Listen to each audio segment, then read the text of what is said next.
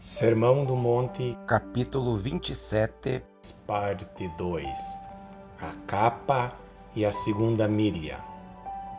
O apóstolo Paulo, por exemplo, estabelece esse ponto com perfeição em 1 Coríntios capítulo 4, versículo 3. Ele estava se dirigindo aos crentes de Corinto, os quais haviam dito coisas muito injuriosas contra sua esposa. Paulo fora o instrumento usado pelo Senhor para a fundação daquela igreja, mas tinham se formado facções rivais dentro da congregação. Alguns dos membros jactavam-se em Apolo e sua pregação eloquente, ao passo que havia quem se dissesse seguidor de Cefas. Muitos haviam criticado o grande apóstolo Paulo da maneira mais insultuosa possível.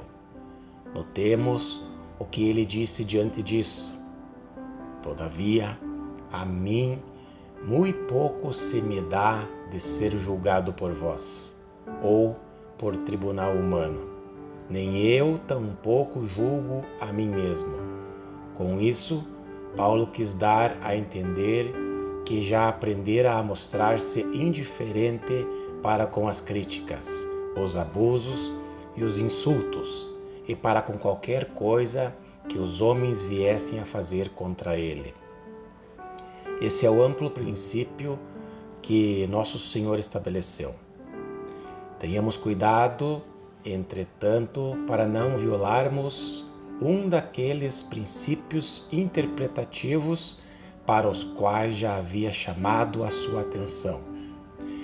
Não temos aqui uma elaboração ou qualificação modificadora de algo que já tivesse sido ensinado.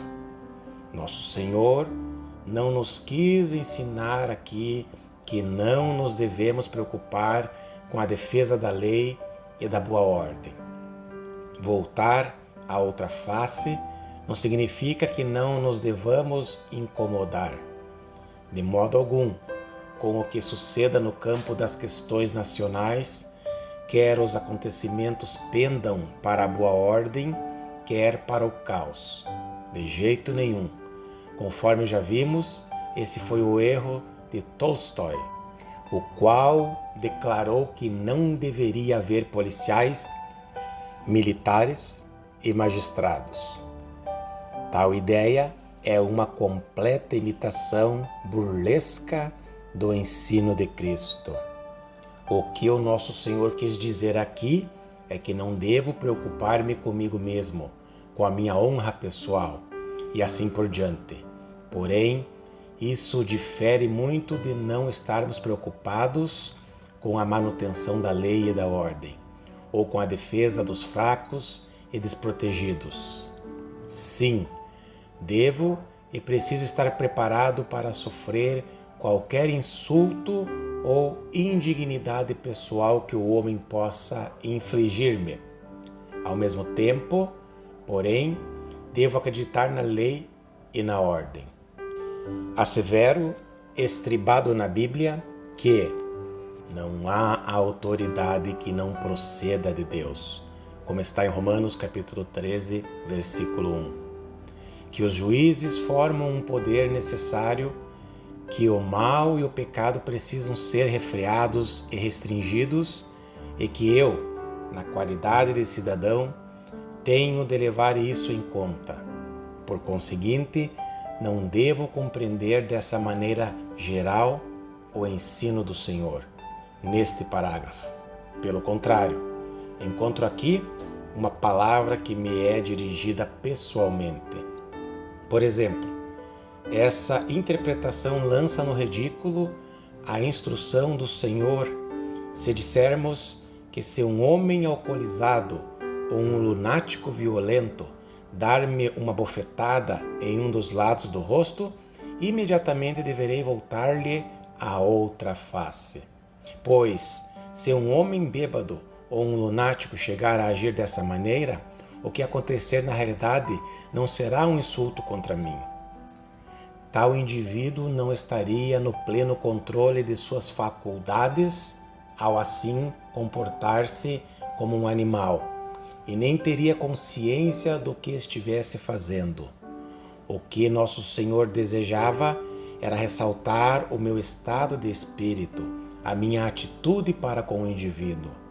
Por estar intoxicado pelo álcool, aquele pobre homem não teria consciência de seus atos e, na realidade, não teria tido a intenção de insultar-me. Antes, seria um homem que estaria prejudicando a si mesmo, bem como a mim e a outras pessoas. Por conseguinte, seria necessário que tal homem fosse restringido em suas ações. E de acordo com o espírito daquela injunção, cumprir-me-ia procurar restringi-lo. Ou então, se eu chegasse a ver um homem abusando de uma criança e maltratando-a, cumprir-me-ia agir precisamente da mesma maneira. Esse ensino refere-se às minhas preocupações comigo mesmo. Fui insultado e ferido. Por conseguinte, devo defender-me bem como defender a minha honra. Essa é a atitude que nosso Senhor ansiava por banir de nossas vidas. A segunda ilustração usada por nosso Senhor foi a questão da túnica e da capa. E o que quer demandar contigo e tirar-te a túnica, deixa-lhe também a capa, como está em Mateus, capítulo 5, versículo 40. Ora, que querem dizer essas palavras? Poderíamos colocar a questão como segue. Nosso Senhor interessava-se aqui pela nossa tendência de exigirmos os nossos direitos legais, e ofereceu como exemplo disso o caso de um homem que resolveu litigiar comigo a respeito de minha roupa interna em um tribunal de justiça. De conformidade com as leis judaicas, um homem não podia, de forma alguma, ser despojado de suas roupas mais externas, embora pudesse sê-lo de sua roupa interior. A despeito disso, nosso Senhor declara: ao que quer demandar contigo e tirar-te a túnica, deixa-lhe também a capa.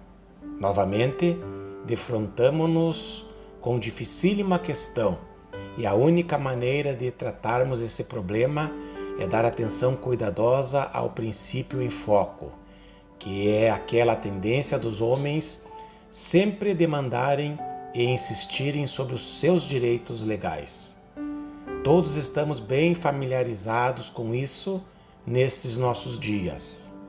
Há pessoas que jamais se cansam de dizer-nos que o verdadeiro problema do mundo atual é que todos estão falando sobre seus direitos, ao invés de falarem acerca dos seus deveres. Com essa propensão é que nosso Senhor aqui tratava. Os homens vivem pensando em seus direitos e dizendo: preciso reclamar os meus direitos.